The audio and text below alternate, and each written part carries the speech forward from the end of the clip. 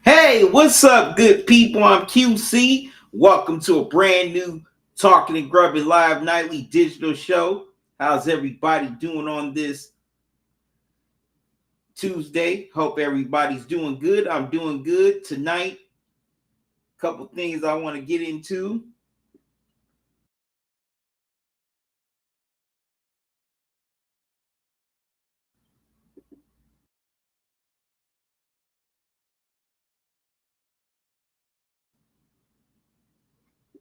First, I want to read.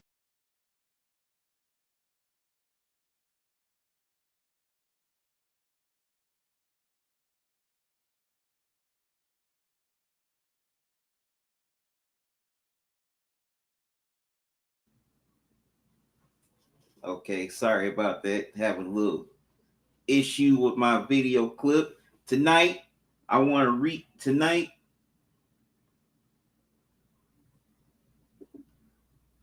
I'm going to recap the NBA Finals as the Celtics won their 18th NBA championship last night. And I'm going to give my take whether the Celtics are the team of the decade. But tonight I start with some very sad news. This is actually breaking news out of the MLB.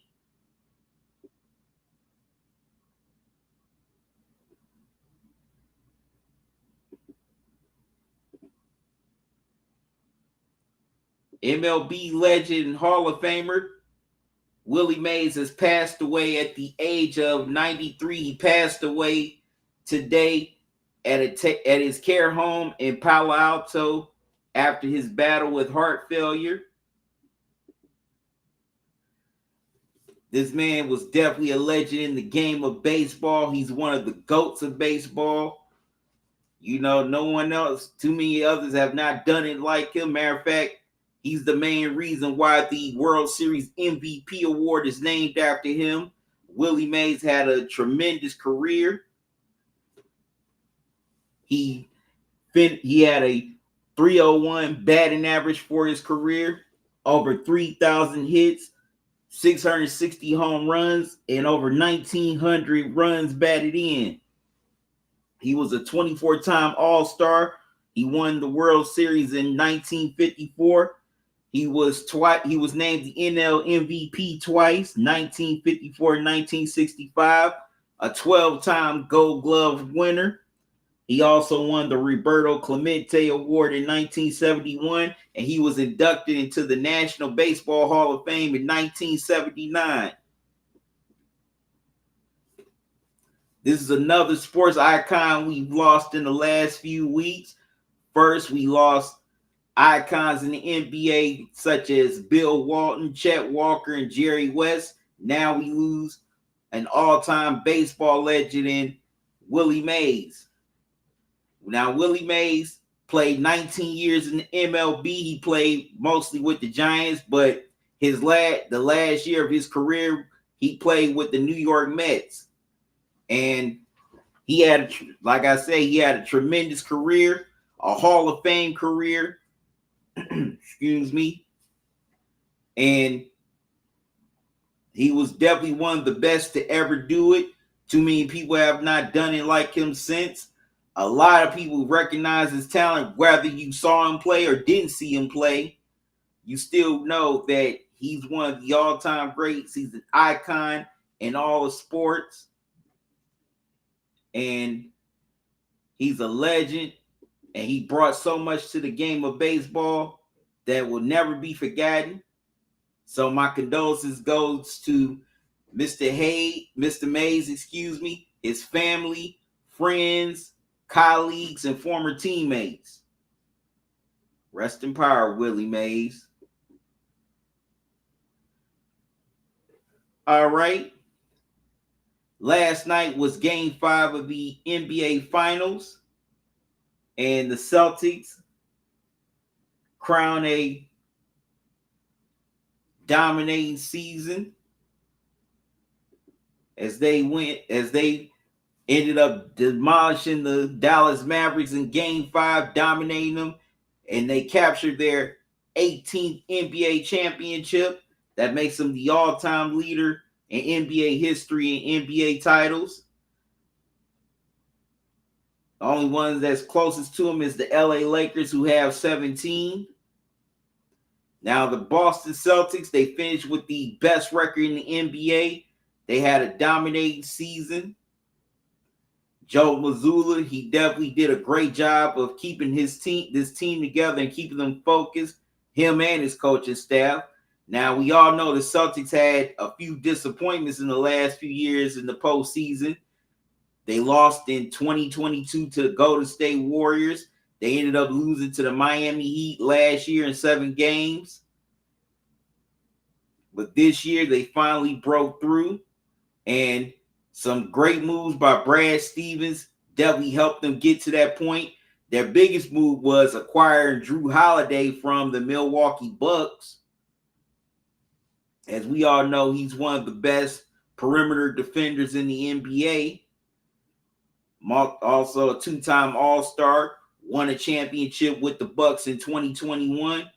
That definitely paid dividends for them. Also, last year, them trade for Derek White from the Spurs. Now, Derek White may not be a superstar, but he is definitely a great complementary piece. He can pass, he can shoot the three, and he can steal as well as block. That's very rare for a guard.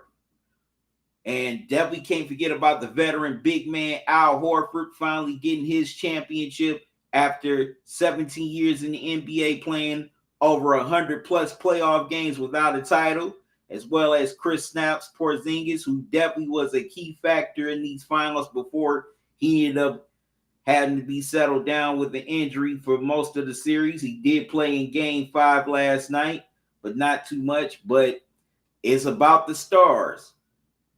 Jaylen Brown and Jason Tatum. Jaylen Brown, he was named Finals MVP, and rightfully so, because he had a tremendous series.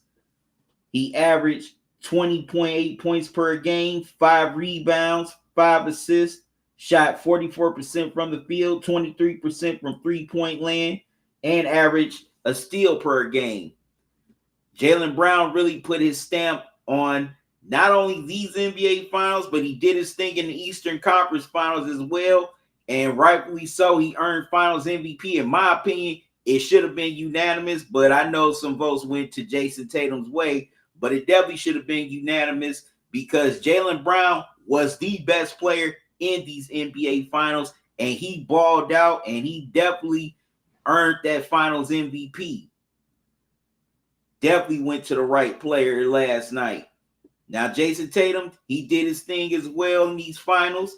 He averaged 22.2 points per game, had averaged 7 rebounds, 7 assists, shot 38% from the field, while shooting only 26% from three-point land and averaging a steal in this series. Jason Tatum, he definitely played a great NBA Finals. Excuse me.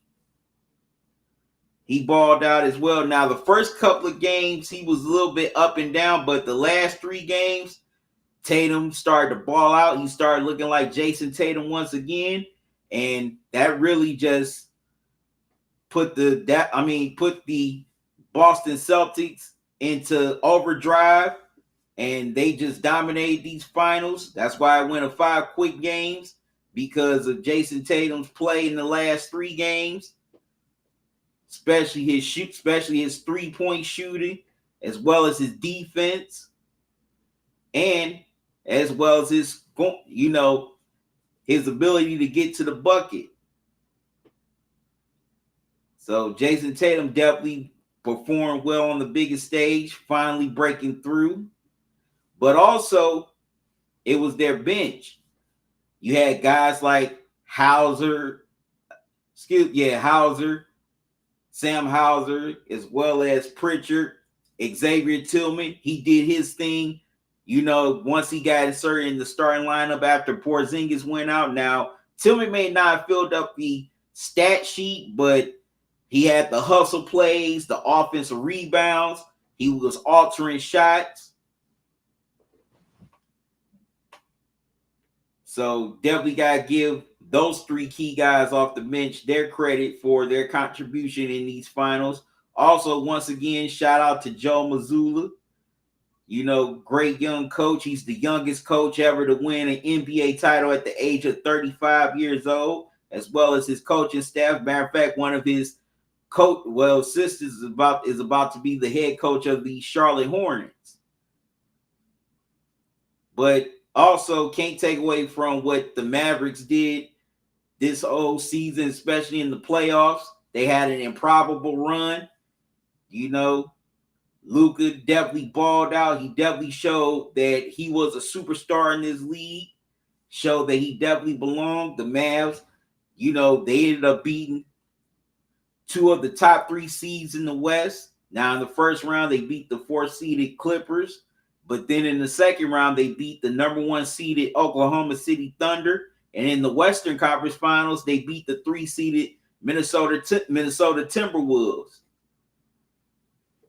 But Kyrie Irving, he did not show up in these finals. He was the major disappointment. I was highly disappointed in Kyrie because this man had the experience. This man has won the championship, in 2016 with my Cavs. He knows what it takes to get to that top of the mountain, and he just folded like a cheap lawn chair.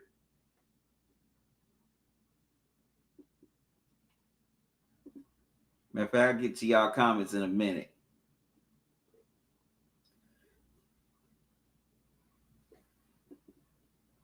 But yeah, Kyrie definitely did not show up. Now, Derek Lively, as well as PJ Washington, they were pretty solid in the finals. Definitely look forward to see what they're going to do because I definitely think they got a great future ahead of them. And they're not too far away from contending for a title. So it's going to be pretty interesting to see what moves they make in the offseason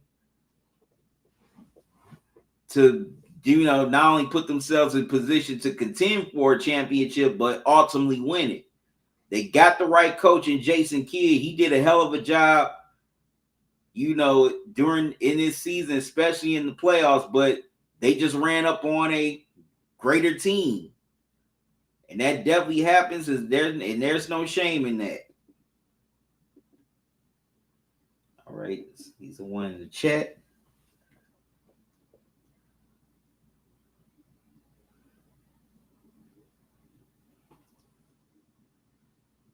What's up, little Darkly? How you doing? Thanks for joining me.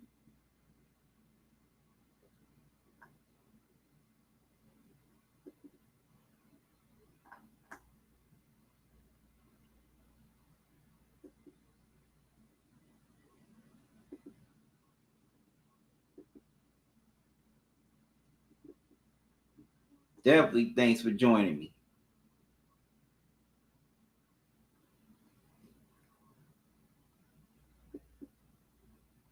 All right, I'm going to take a quick commercial break. I'll be right back, so don't go away. Book that offers you multiple betting opportunities, BetUS is the one for you. They're celebrating their 30th anniversary as America's favorite sports book. They offer sportsbook, live betting, racebook, and a lot more. Also, to celebrate their 30th anniversary, they're offering you 30 risk-free bets. Sign up with my link right now, and after you put down your first deposit, you'll get a 125% sign-up bonus. Just type in the promo code JOIN125. You'll have multiple opportunities to bet, more chances to win, and you get fair payouts with your winnings. BetUS, where the game begins.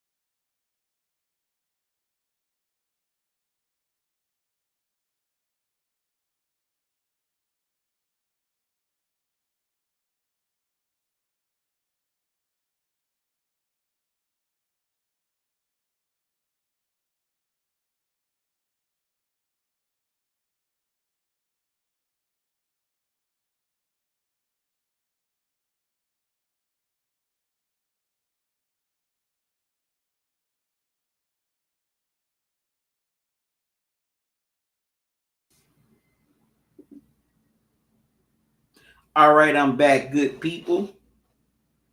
Now my next topic,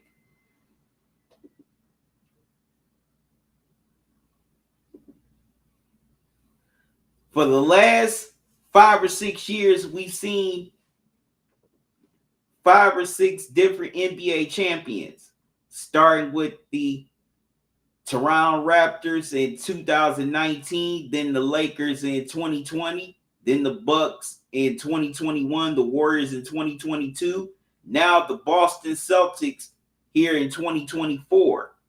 So we haven't had any back-to-back champions within the last 5 or 6 years, and we don't have that team of the decade like we had in the 80s with the Showtime Lakers, or the Bird Parrish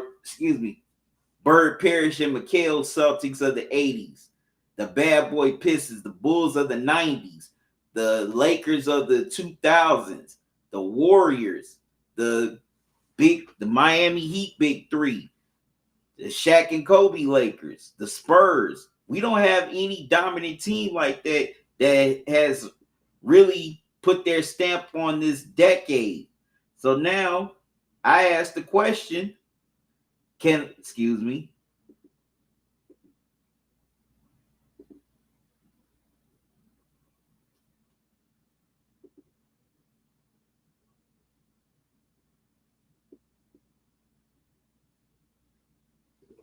There we go. My apologies for that.